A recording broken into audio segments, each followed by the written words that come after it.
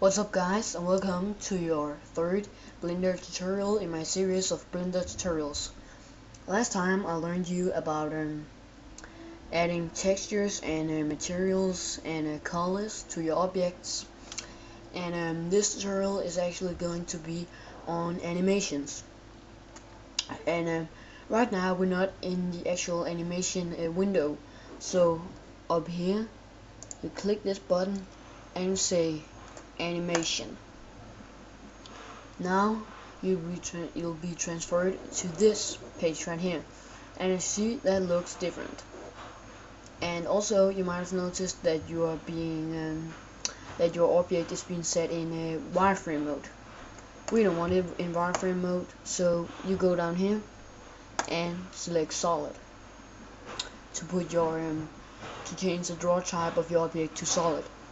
Now down here, this is what you call a timeline, and actually this is in seconds, so at 0.0 seconds this okay, let me explain this from scratch again.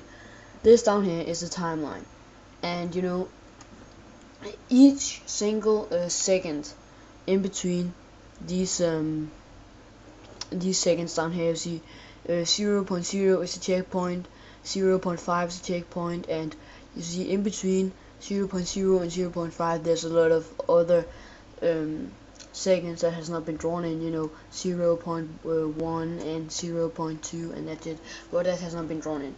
Anyway, this is a timeline, and each single second is a checkpoint for it where to be at that exact checkpoint. But we don't want it in seconds, as I found that much more confusing than frames. So while holding the cursor over the timeline, you hit the T button, and I suppose that's for timeline. And now it says time value. You hit frames, and now you see it changes from 0 to 20 frames. And at this exact frame right here, 0, we would like this one, this cube right here. You while it's selected, you hit I, and now type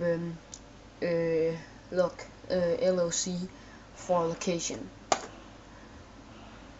And now it says that at the checkpoint 0, at frame 0, the cube should be standing at this location. Now you move the timeline to we're gonna move to 20,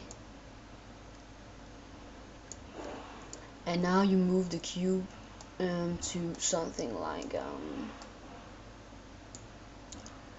up here, I suppose will be a good place. If you could please grab it, yep, like that.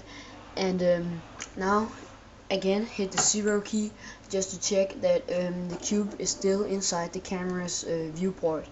You see this these squares out here, these two squares right here are the camera's viewport. If this cube will exceed something like out here, your camera will no longer be able to see it. So always make sure that it's in between these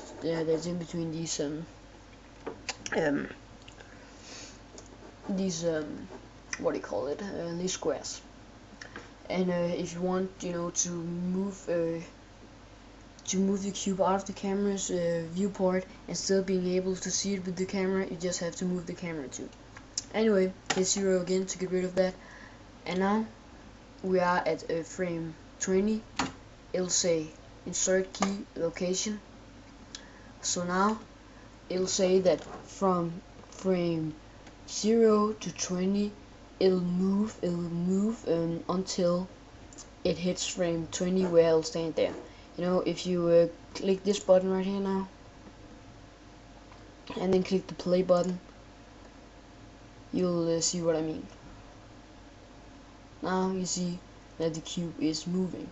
It's moving up and up, and then finally when it hits 20 frames it'll stop, because that's where we set it to. Now we want to go to frame 40, and now at frame 40 it is supposed to be over here. Let's try that. And again, hit 0 just check that's still inside the camera's viewport. It's not like that much inside, so we're going to pull it a little bit, and now it's inside the camera's point of view again.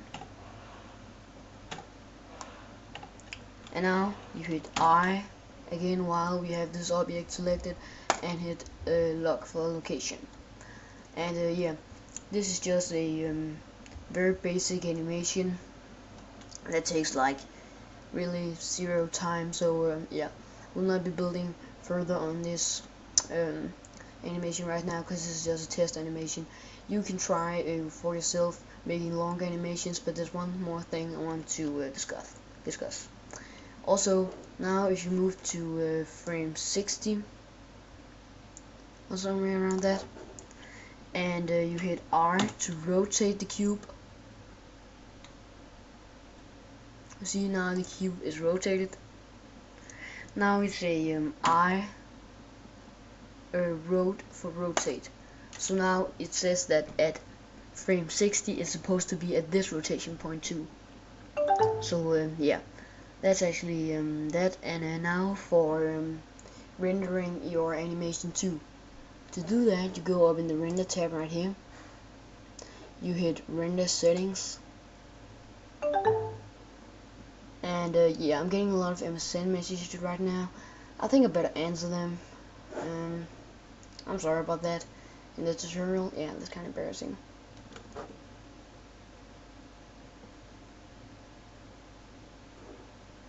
And this is just my best friend saying that yeah, he's watching my Blender tutorials right now because he wants to be just as good as me in it.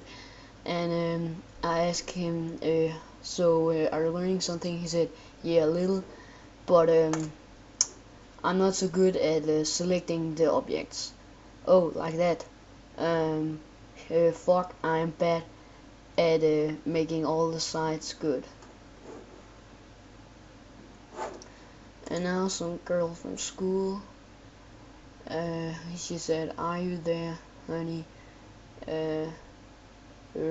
Which means like too bad or something, because I didn't answer. I told her to not talk to me right now while I was making my videos, but apparently she didn't understand anything. Well, you know it, women, too bad. Anyway, now you go down here and you select QuickTime,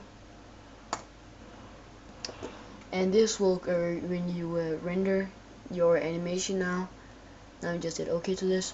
It'll be saved as a QuickTime movie, but I just remember something right now. Actually, not all of you are able to play QuickTime movies, so I think like an AVI raw file will be better for you. This will generate your animation as a AVI movie file that can be played in Windows Media Player.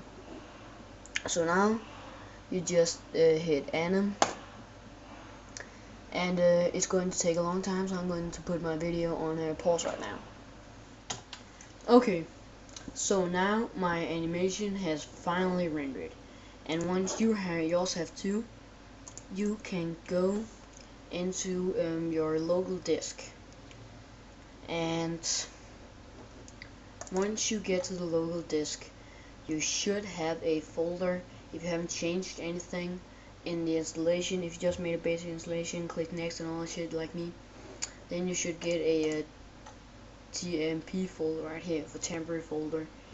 And now you should have a file called something like this, which you can play in Windows Media Player. So just double click it to play it.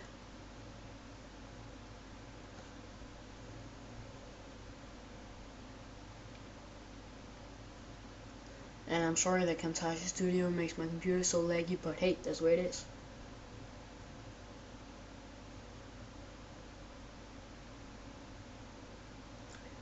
And now that was our real basic and very time required animation.